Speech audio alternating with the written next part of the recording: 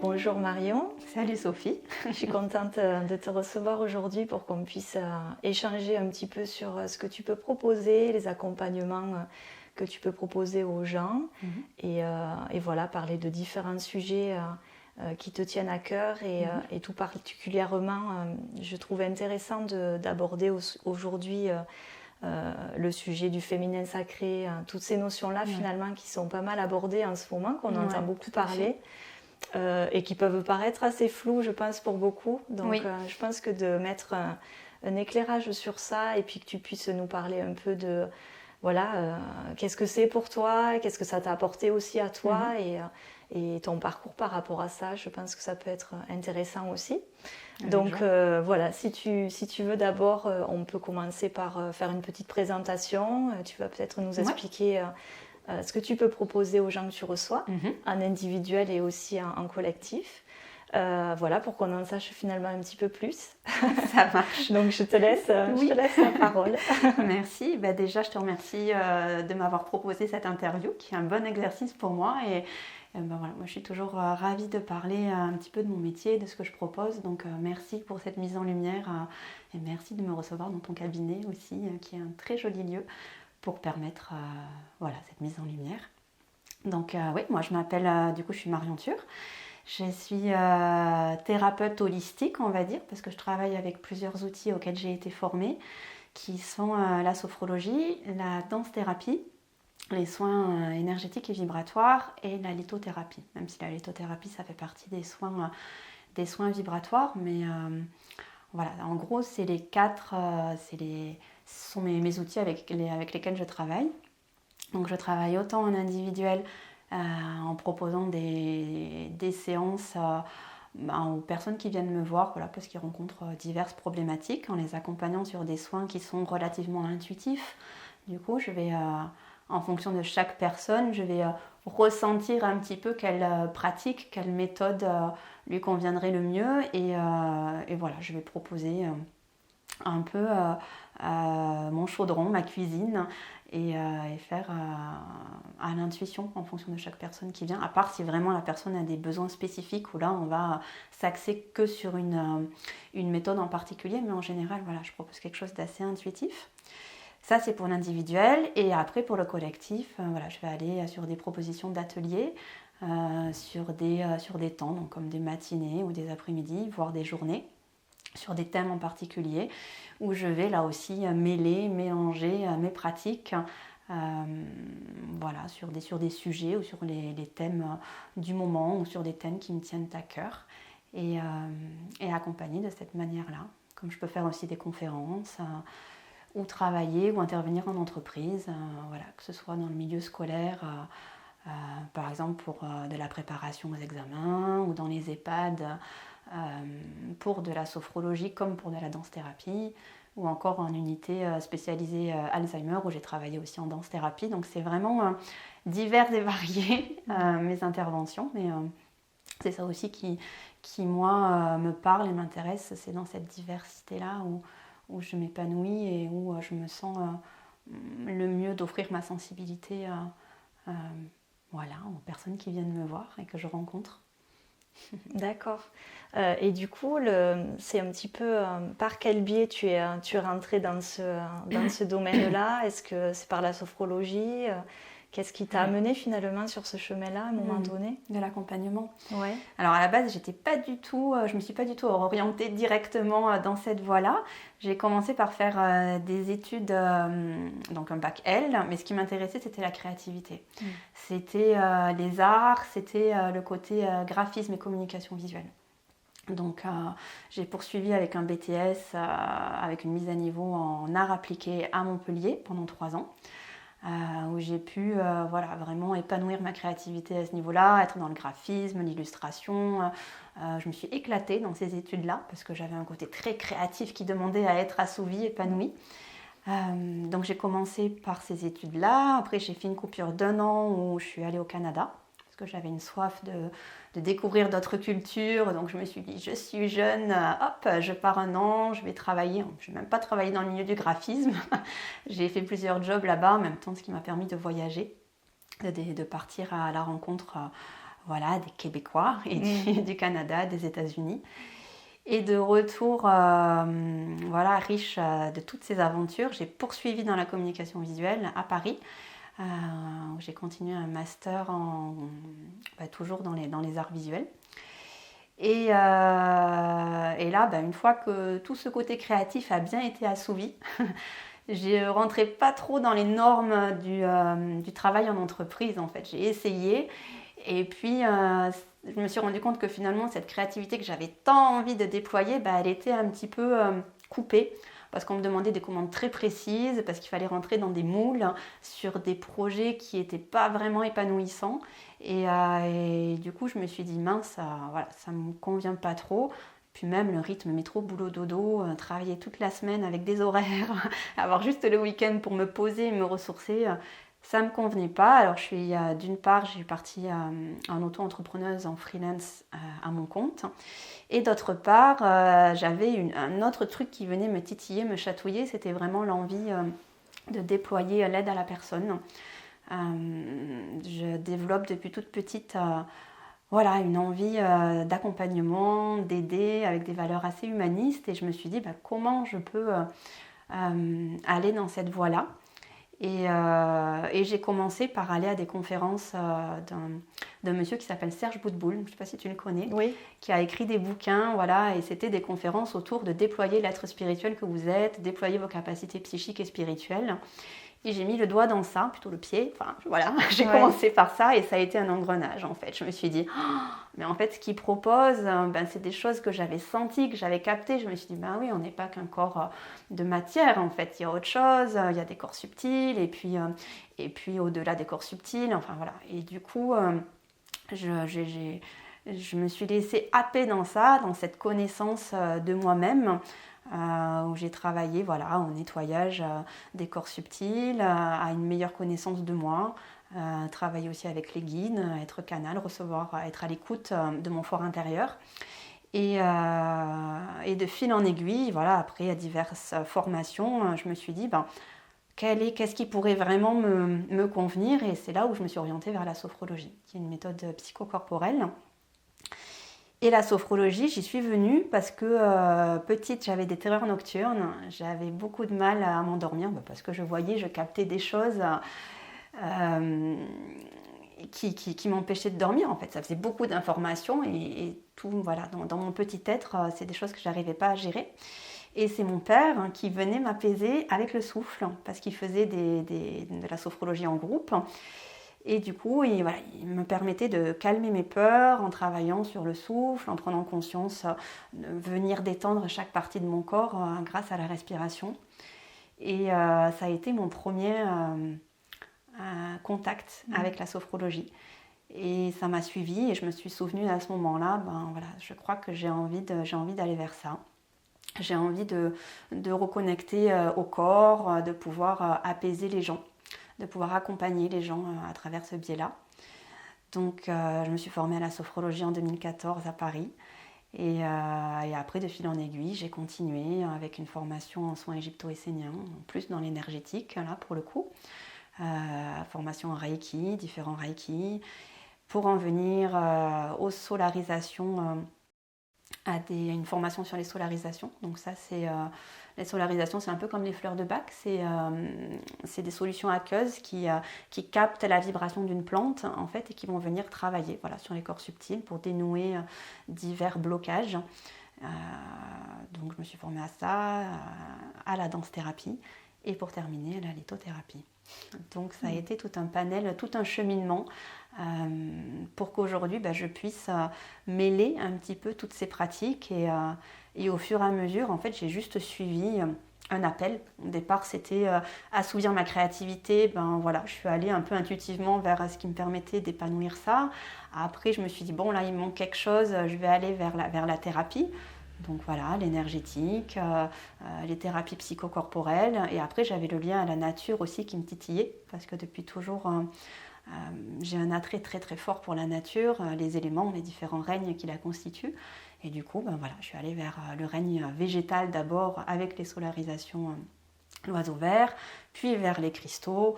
Et après, il manquait quand même quelque chose dans toute cette popote, cette mixture, c'était le côté mouvement. Toujours le rapport au corps, puisque je l'avais quand même touché du doigt avec la sophrologie, mais j'avais envie d'aller vers le mouvement, vers la mise en corps. Et comme j'étais danseuse depuis toute petite, depuis l'âge de mes 6 ans, je me suis dit pourquoi pas continuer à assouvir à la fois mes passions, me nourrir moi, et en me nourrissant moi, le proposer en accompagnement, un accompagnement aux autres. Donc j'en suis venue à la danse-thérapie. Donc on peut peut-être aborder la notion de groupe, des ateliers que tu peux proposer peut-être. Oui. Donc tu disais, en fait, c'est sur la base par exemple de la sophrologie et de la danse, et après c'est la thématique qui va changer, d'après ce que je comprends, suivant ce que tu as envie de travailler avec le groupe, c'est ça? Oui, suivant ce que j'ai envie de travailler avec le groupe, suivant les énergies actuelles aussi. Souvent, je fais aussi en fonction des énergies actuelles, des saisons, des cycles, en fonction des événements astrologiques aussi. Ça peut être sur ça, de tout ce qui nous traverse au quotidien. Donc, ce que je propose la plupart du temps, c'est des ateliers de sophrodance, donc où j'articule la sophrologie et la danse, et où j'implique aussi de l'énergétique et tout ce qui est en lien avec la nature, comme je l'ai expliqué. J'ai commencé par un cycle à la base. Je voulais proposer un cycle sur 9 mois. Et du coup, travailler, donc ça ne s'est pas fait, du coup j'en ai fait 3-4, puisqu'il y a eu la période du Covid, et bon, ça s'est coupé. Mais l'idée, c'était vraiment de pouvoir travailler sur des thèmes ou sur différents centres énergétiques, en fait. Commencer par le chakra racine et à travers la sophrologie, la danse et toutes ces pratiques, travailler l'ancrage, travailler le retour aux racines, travailler l'incarnation vraiment pure, aller revisiter ça. Et puis après, c'était un stage que je proposais qui s'appelait du jeu au jeu, du jeu J-E au jeu J-E-U. C'était un petit peu questionner sur l'identité, en fait, à travers le jeu. Qui je suis quand je me reconnecte à mon fort intérieur par le biais du ludique et du jeu. C'était pareil avec la musique, avec les images, essayer de me retrouver dans mon identité au-delà de tous les conditionnements en fait que j'ai pu subir, qui je suis réellement. Ça c'était un autre stage que je proposais. Après il y avait Conscience au cœur qui était un stage où on était en connexion avec l'enfant intérieur et où on allait un petit peu connecter aux blessures de l'être et venir un petit peu nettoyer tout ça pour revenir dans le cœur pur de l'enfant. Et puis après, il y en a eu plusieurs comme ça. Il y a eu la tête dans les étoiles, où là, c'était plus un stage sur l'intuition, comment s'ouvrir au monde subtil, et toucher du doigt un peu notre sphère un peu plus divine, un peu plus éthérée.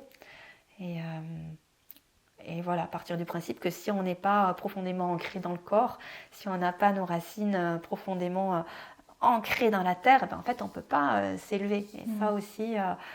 on est beaucoup en ce moment à penser avec les thérapies New Age que oui, on peut s'élever, on peut aller contacter les anges ou d'autres parties de nous très éthérées, mais en fait, si on n'est pas profondément ancré, ça marche pas.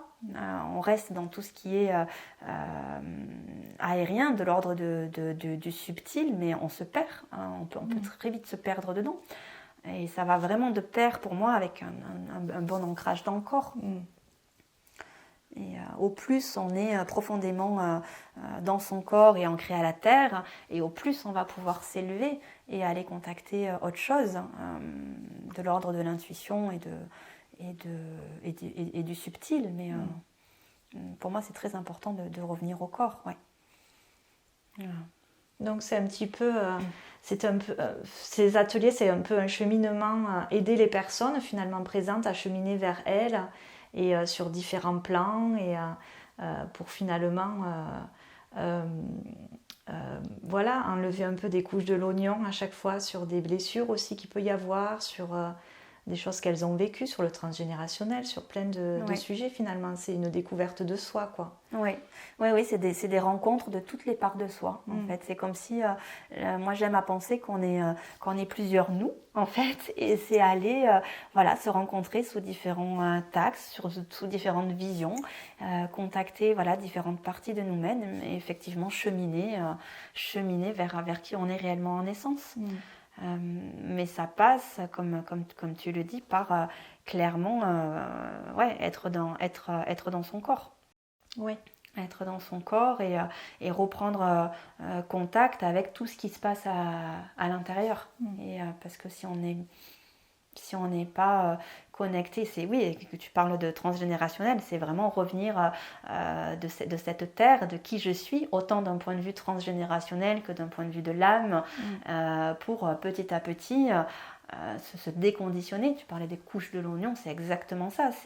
C'est plonger dans le corps pour aller se guérir de tout ce qui est un petit peu nos blessures, alors qui nous appartiennent ou pas. Effectivement, il y a des choses qui viennent, qui ne sont pas forcément à nous, puisque ça peut venir de nos ancêtres, comme d'autres vies, en fait, de notre parcours d'âme, tout simplement. Et c'est accepter, ça aussi, c'est la voie du féminin, accepter de plonger dans ses ombres, de toucher du doigt sa vulnérabilité, d'aller guérir des blessures, pour pouvoir après rayonner de plus en plus notre être véritable et qui on est réellement. Mais pour moi, ça passe uniquement par contacter, dépoussiérer, enlever des couches et des couches de tous les masques qu'on porte, de tous les conditionnements, de toutes les parts de nous égotiques, etc. Pour pleinement, au fur et à mesure, un peu comme le diamant, tu sais, au début c'est du charbon en fait, et je frotte le noir pour atteindre de la pureté et pour atteindre de la transparence et vraiment me connecter profondément à qui je suis. Mais ça passe par un travail qui n'est pas toujours sympa, et là aussi, vouloir grandir spirituellement ou évoluer sans aller dans les bas-fonds de son être et creuser un petit peu là où ça fait mal, à mon sens, c'est pas trop possible en fait. Voilà. Donc j'aime accompagner dans mes ateliers à ça. Même si la personne reste toujours maître de son évolution, et chacune a son rythme en fait. Dans des ateliers, il y a des personnes qui arrivent, qui vont être prêtes et ça va aller très vite, et puis pour d'autres où il y aura besoin de plus de temps, et c'est aussi ok en fait. Il n'y a pas d'objectif à atteindre en fait, puisqu'on respecte chacun un rythme. Et à la fois c'est important je trouve que le groupe est important dans ces moments-là, parce que je pense que ça va au-delà de le travail individuel. Je pense que ce ne serait pas aussi puissant, parce que même si quelqu'un peut se sentir bloqué et pas au même rythme que les autres, juste en observant l'autre aussi évoluer, faire des choses, et d'un coup il y a quelque chose qui se passe aussi, ça peut débloquer quelque chose, justement, de voir que c'est possible, ou de voir que l'autre en face va se déposer là, se lâcher, expérimenter des choses et exprimer des choses que peut-être nous-mêmes on n'aurait pas osé. Et d'un coup c'est comme si il y avait le champ des possibles qui était ouvert, et ce côté forcément miroir les uns les autres aussi. Mais je trouve que c'est un super outil, parce que les différences de personnalité, de vécu, en fait on est tous différents, mais il y a tellement de choses qui nous relient dans notre vécu, mais ça va forcément faire un effet miroir, et on va se retrouver dans ça, et les choses qu'on n'avait jamais abordées, qu'on n'avait jamais pensées, d'un coup ça vient nous sauter aux yeux, et on se dit mais ça y est, peut-être là j'ai enfin une petite clé justement de compréhension sur pourquoi je fonctionne comme ça, pourquoi j'ai ces sensations-là, et que je comprends pas, quoi. Tout à fait. Donc je trouve ça super intéressant. On peut peut-être justement aller doucement vers les ateliers que tu proposes, qui sont plus en lien au féminin sacré finalement, parce que ça aussi ça fait partie de ce que tu peux proposer. Comment justement tu as décidé de proposer plus spécialement ces ateliers pour les femmes, du coup? Comment c'est venu à toi, tout ça? Ouais, alors c'est venu à moi déjà avec la période qui était l'Octobre Rose, tu sais, Ouais. et avec les énergies actuelles où je me disais, mais je rencontrais beaucoup de femmes en fait dans mes séances individuelles ou en collectif, où je sentais qu'il y avait déjà un gros travail à faire sur les blessures en lien avec le féminin, puisqu'on se porte quand même un bagage assez lourd vis-à-vis des blessures du féminin. Ça fait plusieurs centaines d'années où la femme elle douille quand même, donc on porte ce bagage-là en nous. Donc c'était important pour moi de visiter ça déjà moi-même et après de pouvoir de guérir ces blessures-là en lien avec le féminin et après de pouvoir accompagner d'autres personnes. Et d'autre part, ouais, parce que la femme aujourd'hui, je trouvais qu'elle était un peu coupée de son corps, un peu coupée de tout ce qui est en lien avec les valeurs nobles du féminin, qui sont la douceur, le gros pot, l'intuition, pouvoir s'accueillir tel que l'on est. Et je trouvais qu'il y avait beaucoup de violence faite par rapport au féminin, tant dans le fait qu'on porte des blessures, tant dans le fait qu'aujourd'hui on était dans quelque chose d'hyper exigeant où l'image qu'on renvoie dans les magazines, c'est une femme parfaite qui est jeune avec un corps sculpté. Et ça aussi, je trouve que c'est très dur en fait comme image renvoyée, tant par le fait qu'on doit être performante à tous les niveaux, dans notre vie professionnelle que dans notre vie intime avec un conjoint ou en tant que mère de famille. Et que finalement on allait beaucoup vers les attributs du patriarcat et du masculin et qu'on s'était progressivement coupé de notre corps et des valeurs essentielles pour moi en lien avec le féminin. Ou alors à l'excès, tu vois, ça peut être aussi des femmes qui sont tellement à l'écoute des autres, parce que ça c'est beau, dans les valeurs du féminin, il y a cette notion de prendre soin de l'autre, mais parfois c'est à l'excès et on donne, sauf qu'on s'oublie soi-même. Et donc c'est pour ça que j'en suis venue à ces ateliers autour du féminin, parce que je me dis qu'il y avait une multitude de choses à faire à ce niveau-là et revenir apporter de la douceur et j'aime bien parler de féminin sacré parce que c'est revenir à tout ce qu'il y a de plus magique, de plus lumineux, de plus pur en nous, dans cette énergie féminine. Et c'est en ça que j'ai eu l'idée de proposer des ateliers de sophro-danse vraiment en lien avec le féminin. Et puis après les ateliers se construisent effectivement un peu au feeling, une semaine avant souvent, je me branche au truc et je me dis bon allez on va partir sur tels exercices et puis après il y a aussi l'énergie du moment, l'énergie du groupe qui fait que je me laisse porter sur l'instant, parce que c'est ça aussi, c'est être dans un retour à l'être et non plus trop structurer les choses, alors que finalement en vrai il y a juste à revenir à nos intuitions, à revenir à de l'instant présent, à revenir à de la lenteur, à revenir à de l'écoute et se laisser traverser par juste ce qui est là avec le groupe présent. Donc je peux impulser une colonne vertébrale à mes ateliers, mais après c'est réellement les participantes qui vont qui vont donner la couleur de l'atelier. Et souvent, comme tu dis, un groupe ne se crée pas par hasard, donc on va se faire des miroirs, des échos, et ça va résonner en fait les histoires de chacune. Et c'est vrai que c'est important en plus de nos jours de nous remettre en lien entre femmes, parce que je parlais des blessures liées à tout ce qui s'est passé avec le patriarcat, où les femmes ont été malmenées, où elles ont été réduites au silence, ou alors il y a eu la chasse aux sorcières, on a été brûlées.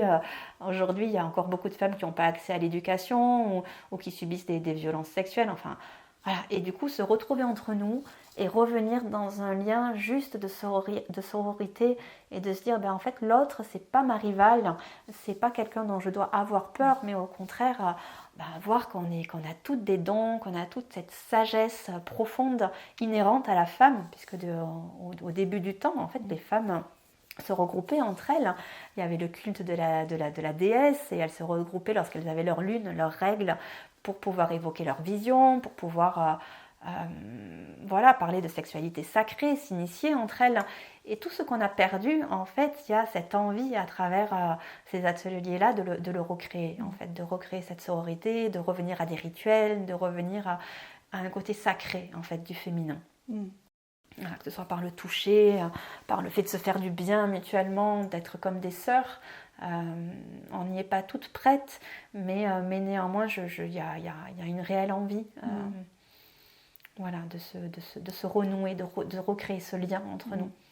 Avant d'être dans un rapport à l'homme et à l'autre juste, en fait, c'est d'abord réconcilier, puisqu'on est femme, donc on a d'abord à aller travailler sur notre propre féminin. Et après, effectivement, le féminin sans travailler sur le masculin, ça ne fonctionne pas non plus. Exactement. Mais en tout cas, dans un premier temps, c'est ok, qu'est-ce que je porte en héritage?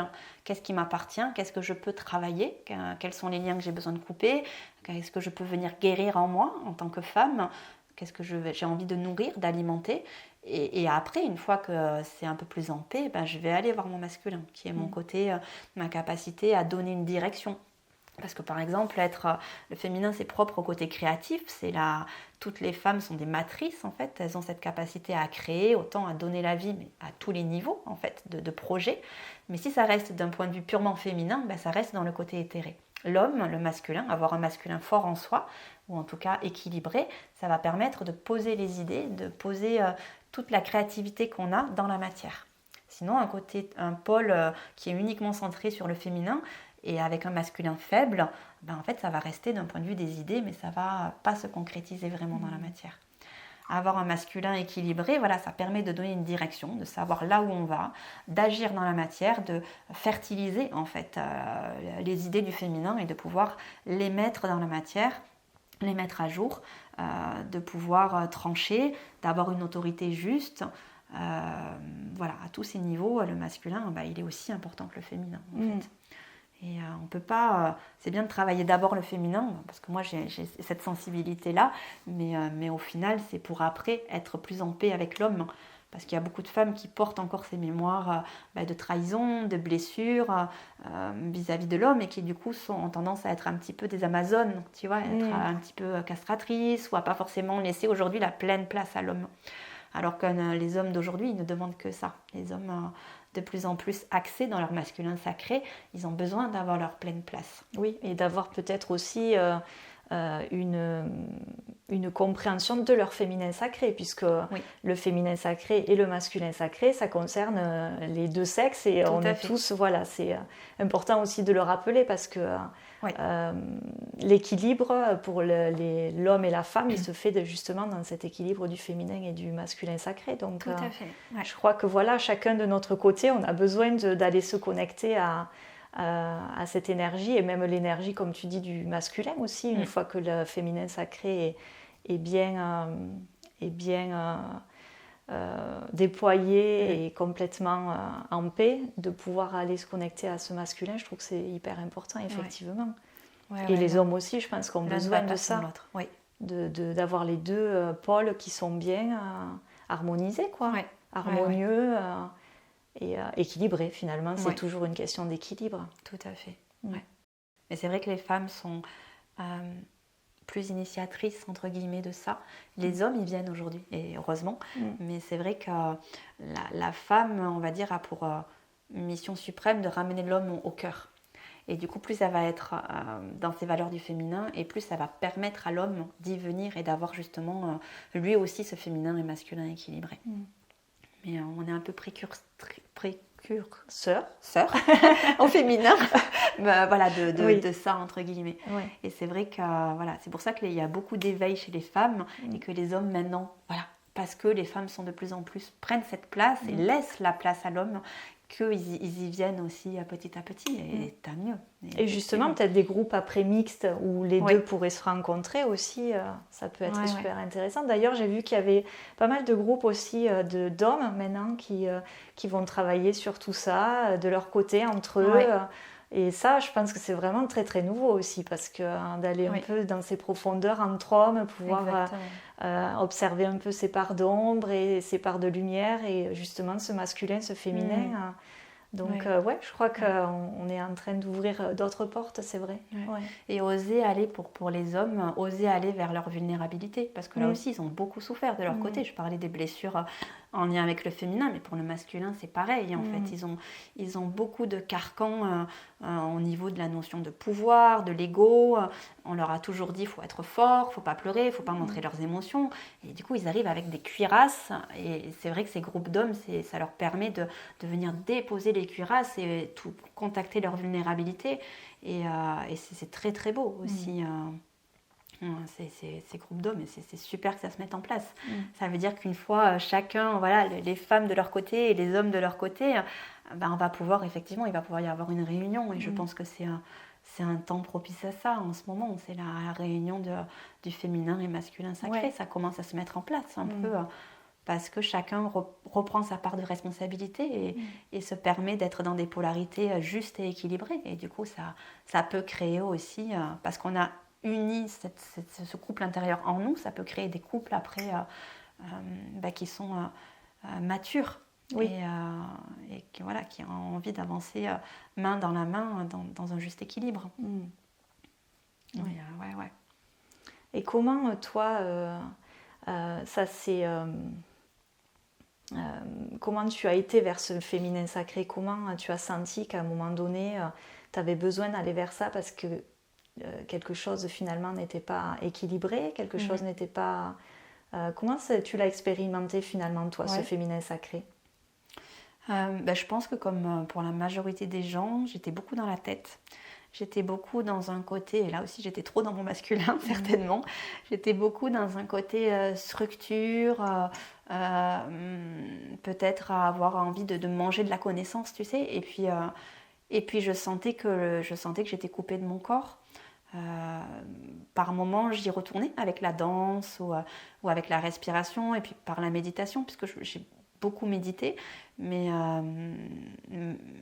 je pense que c'est par ce biais-là, par les différentes pratiques où je me suis rendu compte qu'il y avait pas mal de blessures, que j'avais des choses qui n'étaient pas guéries en moi, et du coup j'ai entrepris ce travail d'abord de cheminement personnel, de prise de contact avec tout ce qui faisait mal, tout ce qui n'était pas agréable à regarder, mais voilà, j'ai plongé dedans, et c'est en ça où je me suis dit,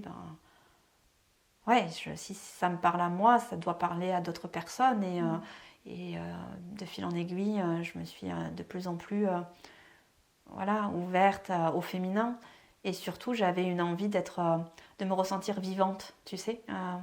Le fait d'être déconnectée du corps, il y a un côté... je trouve assez dur qui se passe. On est toujours dans le... je sais pas trop comment exprimer, mais ça manquait de légèreté en fait. Je me plaçais la barre super haute, j'étais dans une certaine dureté vis-à-vis de moi-même, et à certains stages ça me ramenait toujours, mais lâche prise, reviens à ton corps, reviens à des plaisirs simples au quotidien.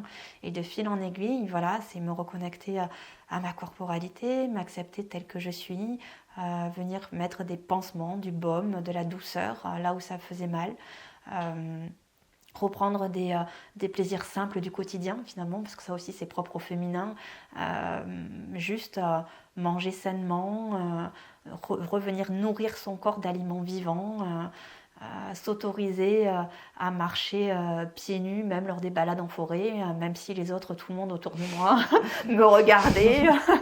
Renouer avec mon côté un peu plus sauvage, prendre mon tambour, aller dans la forêt, me mettre en connexion avec les arbres, avec la nature, me remettre en lien avec mes lunes, faire des rituels avec mon sang de lune. Tout un tas de choses qui sont venues au fur et à mesure pour redonner du sens en fait, puisque ça a toujours été là, et je me sentais en décalage à un certain niveau. Déjà, il y avait une part de moi, j'ai une hypersensibilité, donc déjà je me sentais toute petite avec cette terreur nocturne, avec des choses que je captais dans une hypersensibilité forte, et au fil du temps, je m'en suis coupée parce qu'il fallait certainement rentrer dans la norme. Et j'y suis revenue, petit à petit, par des prises de conscience beaucoup par rapport au stage que j'ai pu faire. Et c'est revenu au quotidien avec de la méditation, des temps pour moi, de l'introspection, m'autoriser à me reposer, ce qui était hyper compliqué parce que j'étais beaucoup dans une hyperactivité. Et ça revenait tout le temps, pose-toi, prends du temps pour toi. Tu peux pas accompagner les autres si toi-même tu t'es pas reposé. Et voilà, j'ai négocié un peu avec ces parts de moi et j'ai dit ok, allez, je ralentis le rythme, je souffle, je reviens à ma respiration. Et c'est ça qui est drôle parce que souvent on enseigne aux autres des choses qui sont pas toujours évidentes pour nous. Donc c'est pas anodin, hein, le souffle avec la sophrologie.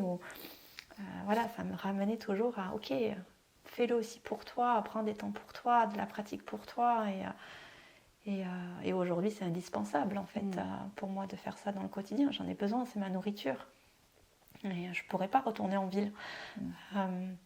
J'en ai beaucoup souffert d'être dans des lieux avec des groupes ou des foules ou être entourée de béton. En fait, je me sentais épuisée parce que j'absorbais, j'épongeais en fait tout ce qui était autour parce que j'intégrais pas pleinement ma corporalité en fait.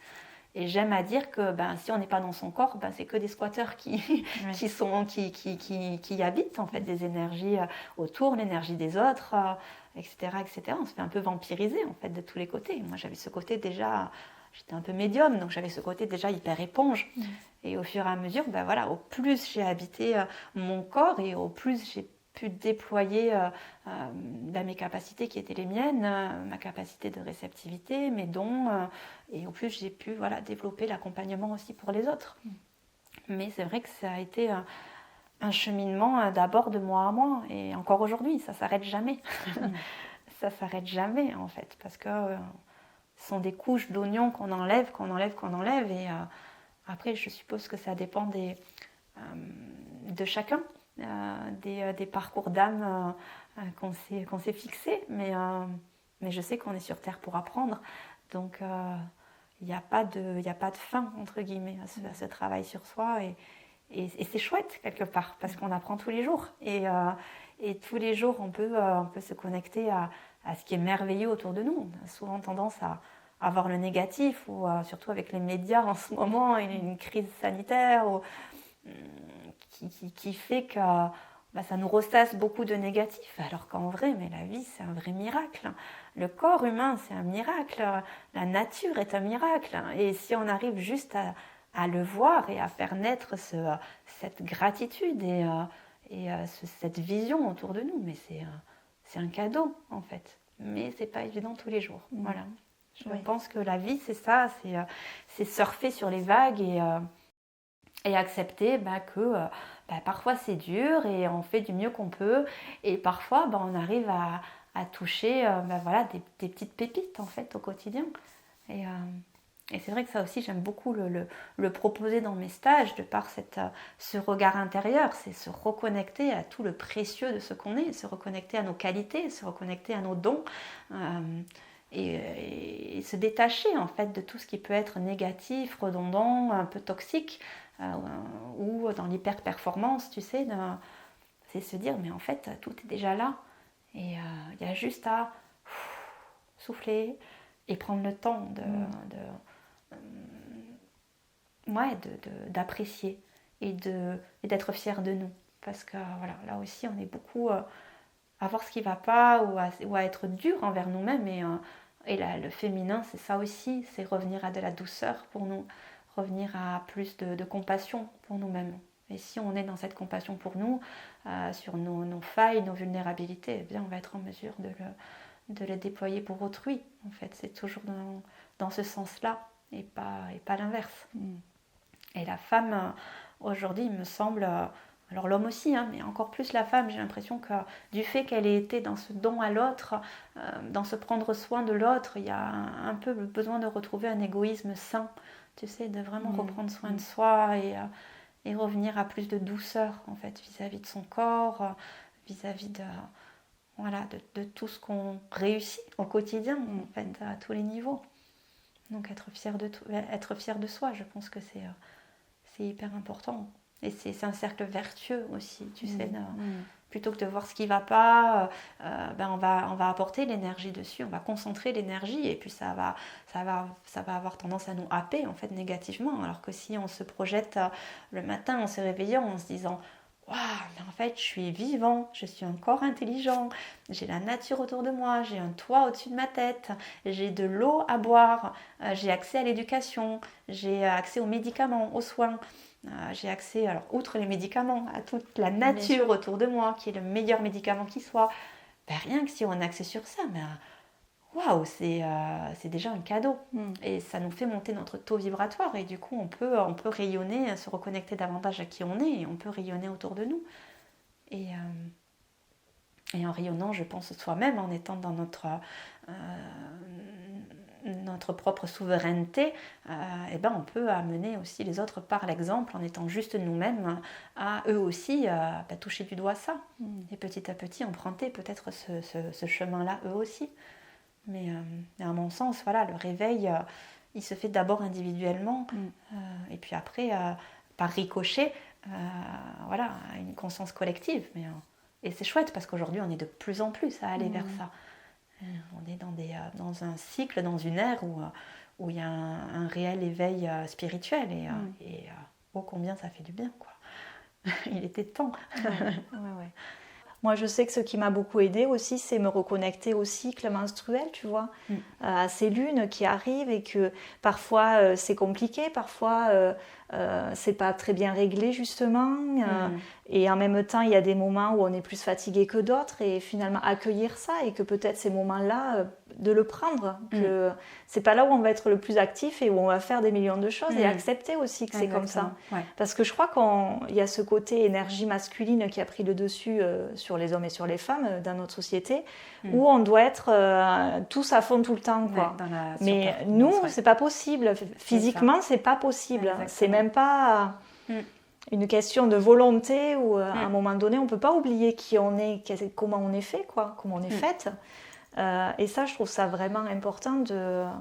Ouais, les règles, ça a vraiment été vu comme, si on pouvait prendre, d'ailleurs ça existe, des pilules qui enlèvent complètement les règles pour pouvoir continuer à agir. Complètement de nous-mêmes. C'est vraiment, spirituellement parlant en tout cas, non, tu peux pas aller contre la nature, c'est pas toi qui vas décider, quoi. Il y a un moment, ça ne pourra pas fonctionner sur le long terme, quoi. Mais de se reconnecter à soi, pour moi, c'est ça, en fait, c'est se reconnecter à ces parties-là qui sont là, qui existent et qui font qu'on est sensible. Et peut-être ça déborde des fois et peut-être, on peut avoir des sautes d'humeur. Et, mais c'est le propre c'est pas du grave, féminin, quoi. C'est ça.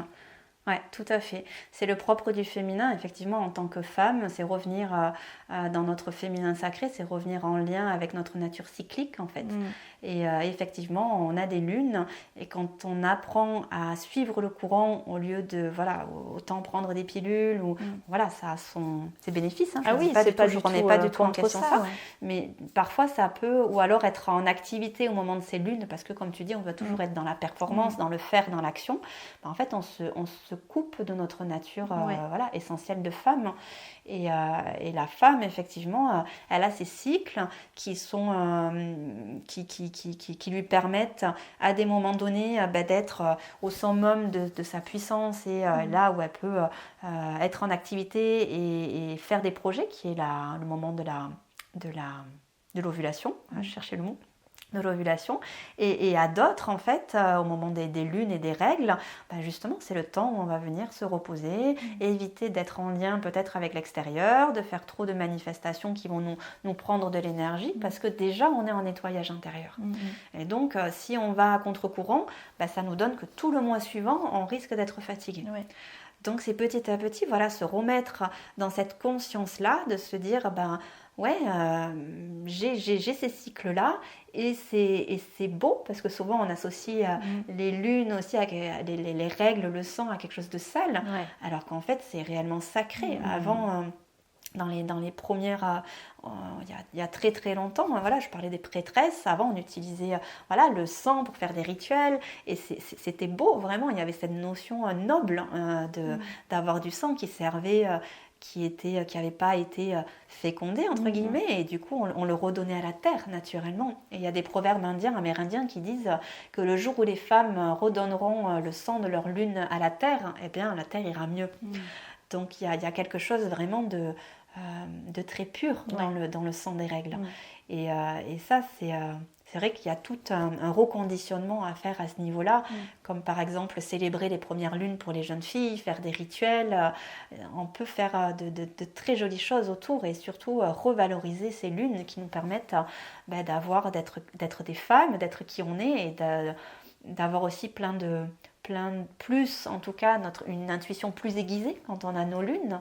On peut parler d'archétype, quand on a nos lunes, c'est l'archétype de la sorcière, de la chamane, donc on va plus être à même d'être en lien avec ses dons, avec des rêves conscients. Et moi j'invite souvent à prendre des petits carnets quand on a ces lunes et noter nos rêves au matin.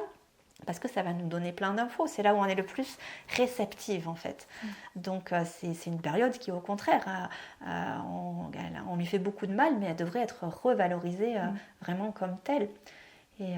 Et oui, après, au tout début du cycle, les 15 premiers jours jusqu'à l'ovulation, c'est là où on est censé avoir le plus d'énergie. Donc c'est là où on peut instaurer des projets, créer, être dans l'action. Et à partir de l'ovulation, on est au summum, c'est l'archétype de la mère. On est au summum de notre rayonnement, de notre rayonnement de femme. On va petit à petit revenir dans notre intériorité jusqu'à nos lunes. Et du coup, réduire petit à petit les activités et revenir de plus en plus à soi. Alors ça vaut sur un mois, mais après on peut se calquer sur le rythme des saisons, c'est la même chose. Et revenir dans quelque chose... de plus en lien avec la terre, avec notre féminin, c'est ça aussi, se remettre plus en lien avec les saisons, avec notre propre cycle déjà de lune, donc de règles, mais aussi avec le cycle de la lune. Parfois c'est synchro avec le signe de la lune, parfois pas, mais juste savoir qu'en phase de pleine lune, on va pas avoir les mêmes énergies qu'en phase de lune noire. Ça aussi... je ne vais pas trop en parler parce que c'est long et que je suis passionnée par le sujet, donc il nous faudrait un peu plus de temps. Mais il y a un excellent bouquin de Miranda Gray qui en parle. Et du coup, c'est vraiment revenir à quelque chose de plus ancestral et à une sagesse intérieure en fait, que toutes les femmes ont. Et où elle devrait vraiment, en étant à l'écoute de son intériorité, on va pouvoir se remettre sur ces cycles-là beaucoup plus... à l'écoute de nous-mêmes et bénéfique pour nous, pour notre vitalité, pour nos dons, notre richesse intérieure, tout ce qui va avec.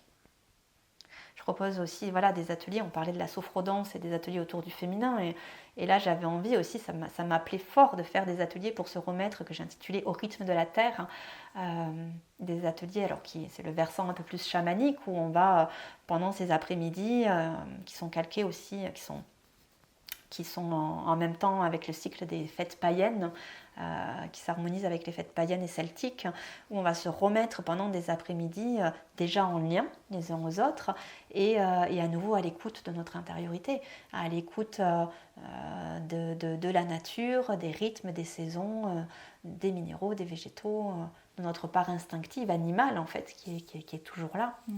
Et là aussi, c'est à nouveau replonger dans le corps d'une certaine manière.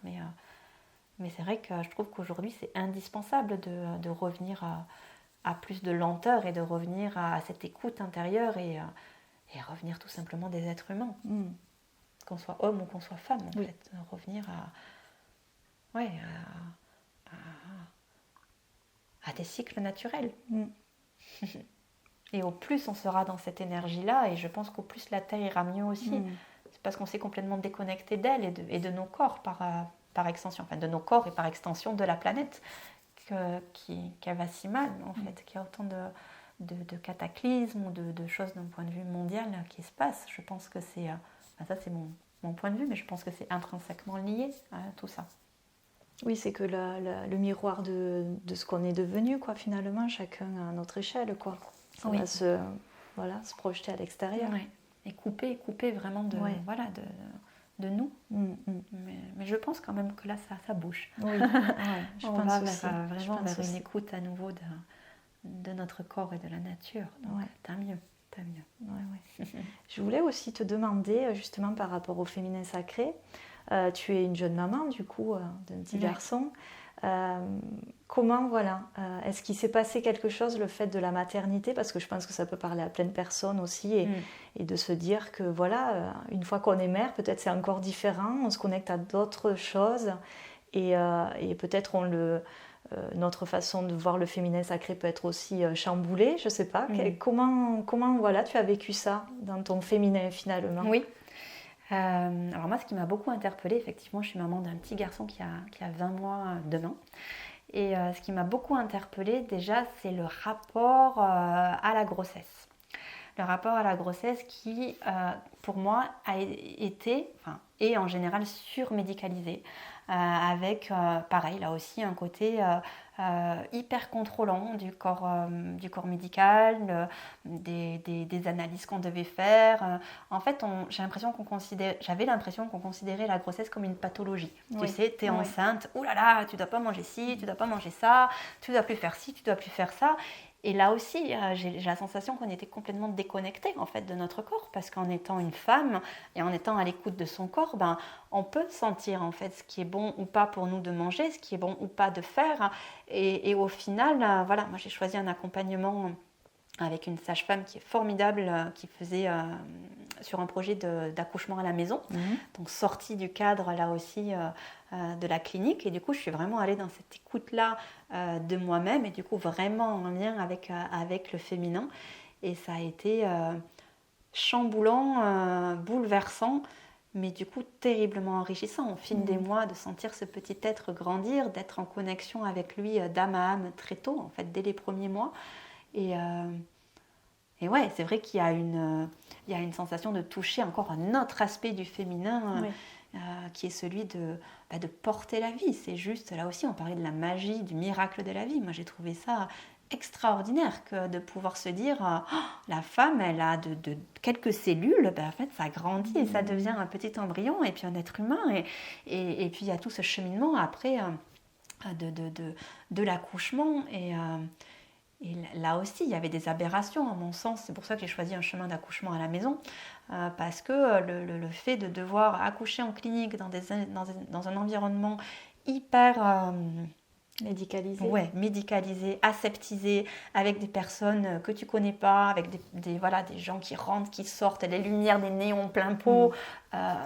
Pour moi, c'était inenvisageable, tellement c'était agressant en fait, d'un petit être qui grandit au chaud d'un ventre, avec tous les sons qui étaient tamisés, en lien uniquement avec sa mère, et sortir déjà accoucher sur le dos, c'est pas du tout physiologique. Voilà, là aussi je crois que ça remonte au temps de Louis XIV, qui a voulu que ses maîtresses accouchent sur le dos pour voir la sortie du bébé. Donc en fait là aussi c'était pour l'homme quelque part, tu vois, pour faciliter le travail des médecins et des soignants. Mais la femme à la base, partout dans le monde entier, en fait, en dehors de l'Occident, elle accouche debout, elle accouche accroupie, elle accouche, et puis elle-même, elle va sentir en fait dans quelle position se mettre instinctivement. Et là, non, on dit faut tant d'analyses, faut tant d'échographie, faut accoucher de telle manière, et puis on te met des trucs, des machins partout. Non, c'était juste pour moi inenvisageable.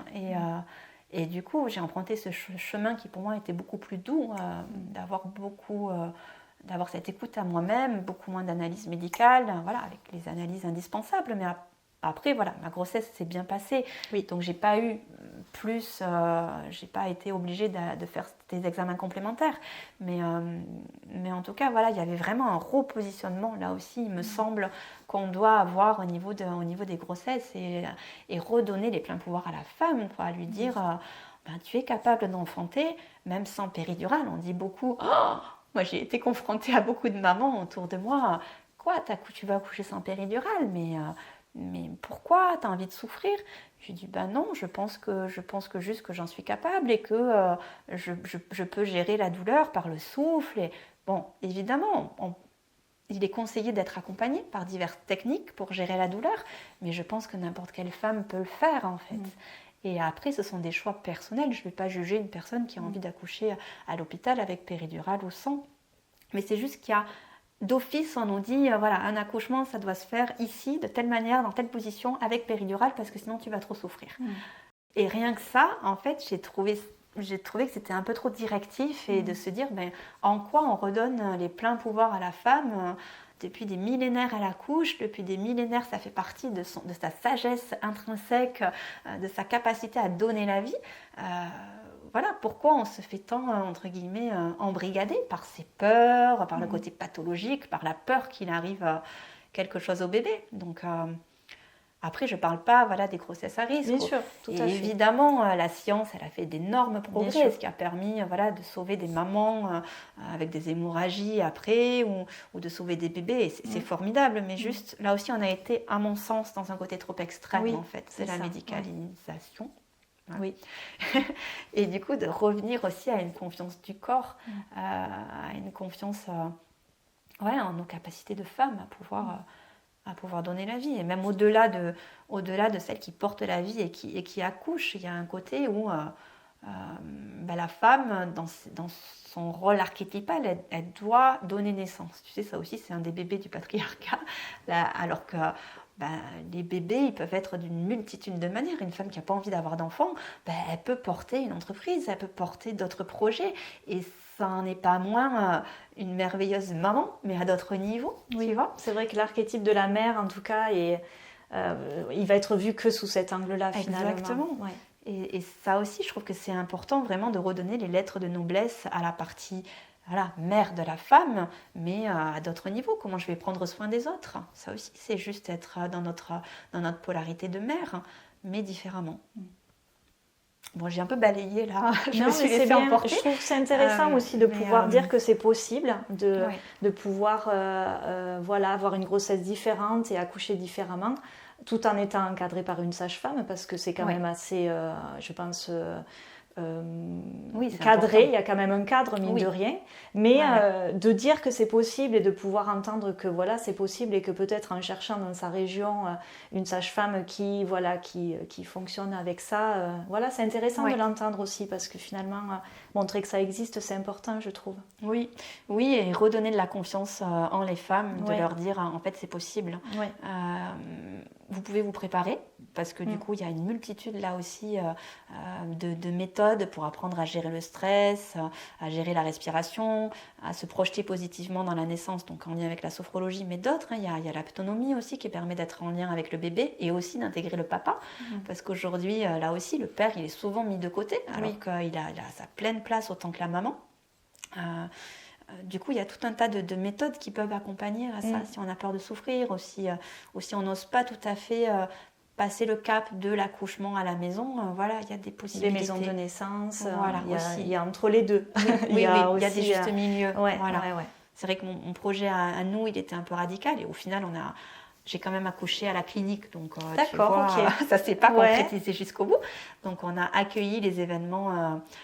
l'événement tel qu'il était, ce petit bouchon, il est resté bloqué dans le bassin, donc il a eu des difficultés à descendre, donc ça nous a quand même obligés. Oui, tu t'es déplacée après. Voilà, on s'est déplacé, et néanmoins le cocon de sécurité était vraiment là, en fait, stable, donc ça a été, mais l'accouchement a quand même été pas tout à fait évident, mais ça n'empêche pas la démarche, en fait, tu vois.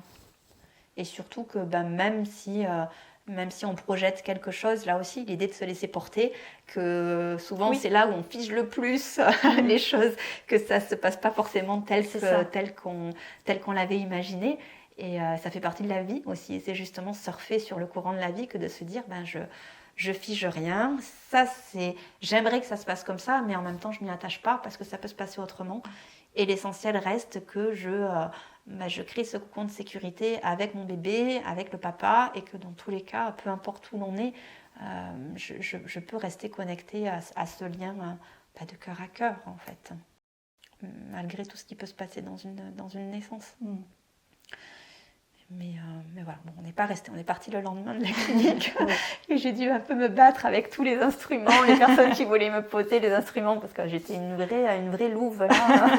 C'était l'instinct. Ah ouais, là le féminin sacré. Oui, c'est ça. Ça en fait partie aussi. À ce côté louve, ça aussi, c'est un autre archétype du féminin, revenir à notre instinct plus animal, en fait,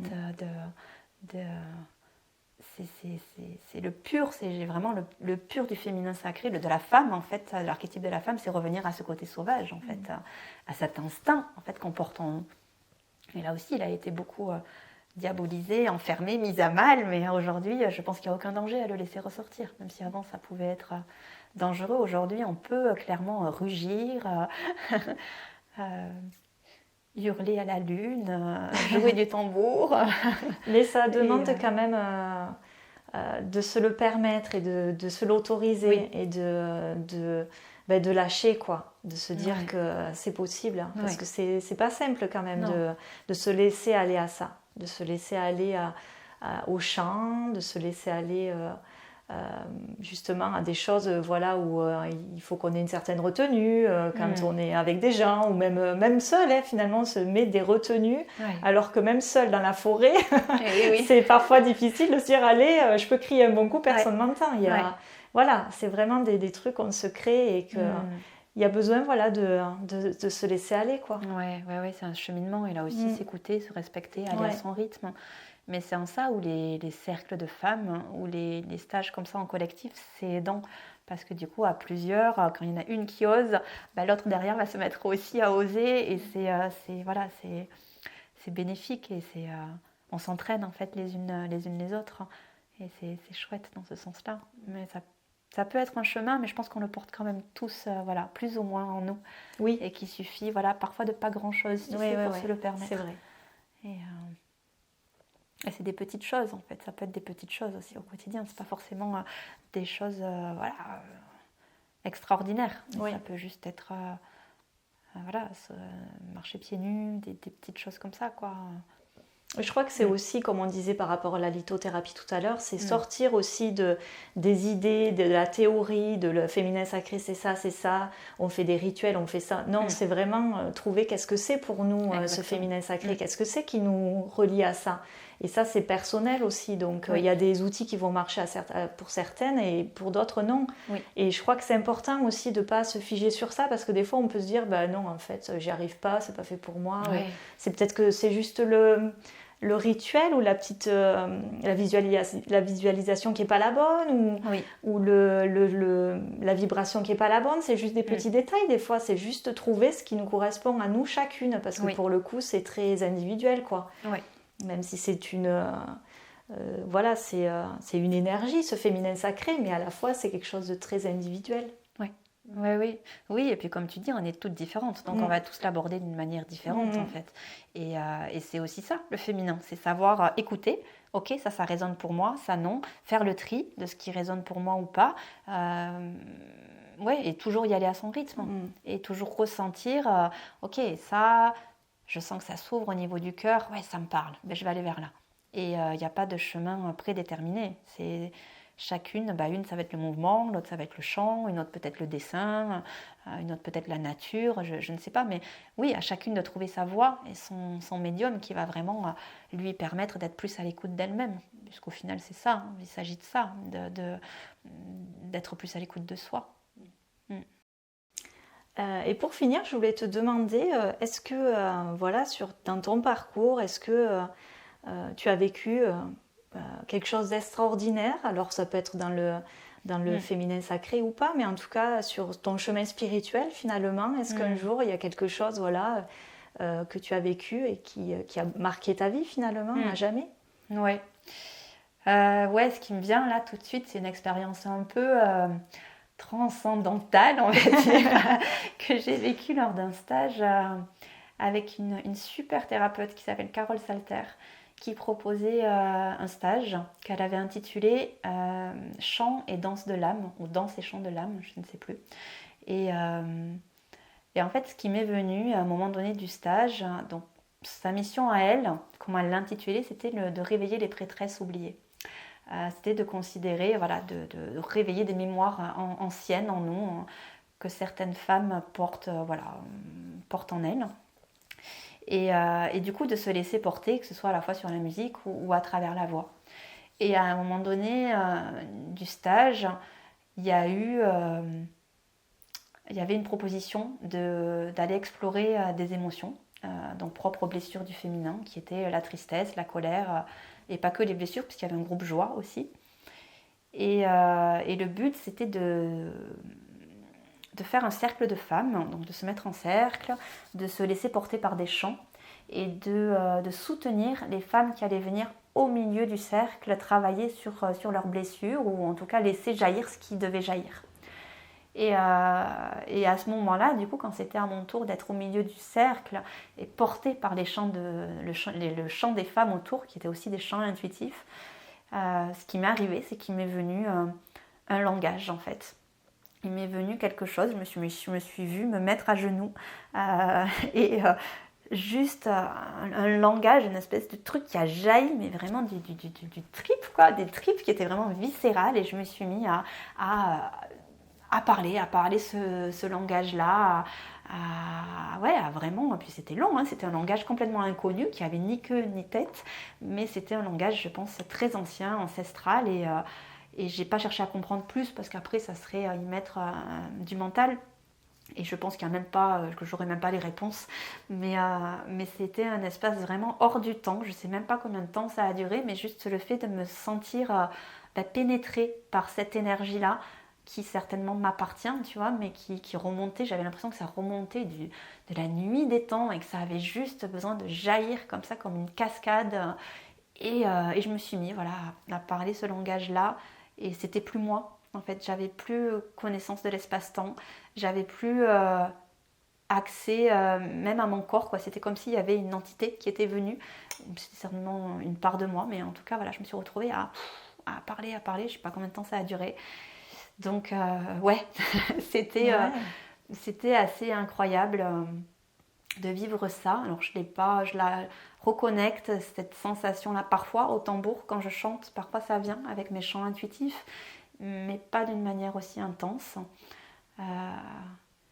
Et c'est en ça où je dis, chacune doit se faire un petit peu son idée de son expérience du sacré, des plans subtils, de tout ce qui est un peu... de l'ordre énergétique. Je peux pas... chacun a vraiment ses codes, sa manière d'y aller, et porte son héritage, en fait. Oui, son origine. Son origine, au niveau de l'âme. Et c'est comme si, j'avais reconnecté à ce moment-là une partie de mon âme, en fait, très très ancienne, et qui avait beaucoup de choses à dire. et c'était impressionnant, et même encore aujourd'hui, quand je me remémore ce souvenir... c'est assez bouleversant d'avoir senti ça, cette force-là des origines, et de me dire waouh. Mais en fait, si on laisse la place je pense que c'était soutenu par le groupe, et qu'il y avait un égrégore de groupe aussi qui portait ça. C'était très très puissant. Mais et ça fait partie d'un cheminement. Mais c'est vrai que je pense qu'on serait surpris chacun, chacune de tout ce qui se passe au-delà de la matière. Si on se le permet, et si on chemine vers ça, en fait, l'ouverture qu'il peut y avoir à ce niveau du champ des possibles, en fait, et qu'on est bien plus que ça, voilà, que ce contenu dans un corps, et que là on expérimente une incarnation, ou que ça, voilà. Et puis c'est retrouver une certaine puissance, une certaine, je suppose, ça n'a pas de limite, quoi. Ouais, c'est ça, c'est hors temps, hors limite, hors matière. Et c'est difficile de l'expliquer, même avec des mots. Ou comme des fois en stage aussi, avec une autre thérapeute, un maître que j'ai suivi, entre guillemets, pendant plusieurs années. Elle était en train de canaliser une énergie très très haute. Et je pouvais pas m'approcher tellement en moi, ça travaillait d'un point de vue organique. Et tellement c'est venu me brasser, j'ai terminé, j'ai dû évacuer à un moment donné, mais ça aussi, le ressentir, en fait, que quand elle était connectée à cette énergie-là, en fait, physiquement, il y avait comme un champ vibratoire autour d'elle qui faisait que les personnes... c'est comme si on était proche du soleil, tu sais, comme si tout ce qui était pas... calé, ou tout ce qui était en travail, en fait, puisqu'on est des êtres d'ombre et de lumière, ça faisait rejaillir, en fait, tout ce qui n'était pas ok, tout ce qui j'avais besoin de travailler, tout ce qui n'était pas réglé. Et ça aussi, c'était impressionnant de le ressentir à ce point-là, en fait, d'un point de vue aussi viscéral. Donc voilà, après c'est mon cheminement et voilà, j'aime à partager ces expériences parce que ça montre qu'en fait on peut parler de spiritualité, on peut parler de tout un tas de choses, mais du moment qu'on n'a pas vécu chacun avec des expériences différentes, hein, mais qu'on n'a pas ressenti dans le corps, en fait ça reste de la théorie. Oui. Et ça reste voilà, des concepts qui pour moi n'ont pas vraiment de poids. Oui, tu vois. Oui, je comprends tout à fait. Et je pense que voilà, chacun après ira de ses petites expériences et chacun aura les signes, peut-être parce que là aussi c'est propre à chacun. Hein. Moi c'était sur ce cheminement-là, mais parfois ça peut être des synchronicités ou des choses qui vont parler vraiment à la personne. C'est elle-même qui va être en mesure de décoder. Waouh, ben ça oui, c'est vrai que ça je sens que c'est pas terrestre ou ça je sens que c'est au-delà de ce que ma conscience peut envisager. Et c'est se faire confiance aussi dans ce qu'on capte, ce qu'on perçoit et écouter cette petite voix à l'intérieur qui va venir nous parler de champs plus grands et d'espaces plus grands en fait. Ok, voilà. Merci pour ce partage. Avec plaisir. Merci à toi. Et merci pour ce moment. Ouais. Je trouve que c'était très, très riche et très beau. Donc je suis contente d'avoir pu aborder tous ces sujets avec toi et plus particulièrement le féminin sacré. Je trouve que c'est important d'en parler, je trouve, en ce moment. Donc, j'avais envie de partager sur ça. Ce thème-là. Merci infiniment à toi et de ce que tu fais aussi, ce que tu es, gentil. De permettre de mettre en lumière d'autres thérapeutes, puisque tu es toi-même aussi thérapeute. Ben oui. Donc c'est chouette, merci beaucoup. Avec grand plaisir. Et de toute façon, je mettrai dans la barre d'infos tes coordonnées, où on peut te trouver, pour pouvoir te contacter pour prendre rendez-vous ou même pour avoir des renseignements. Donc je mettrai ça en barre d'infos, comme ça tout sera à portée de main pour le plus grand nombre. C'est parfait. Cette vidéo est à présent terminée. Vous pouvez la liker si vous l'avez appréciée, la partager si vous pensez qu'elle peut parler à d'autres, la commenter, je serai très heureuse de vous lire. Vous pouvez aussi vous abonner à ma chaîne afin de me soutenir dans cette belle aventure. Je vous dis à bientôt.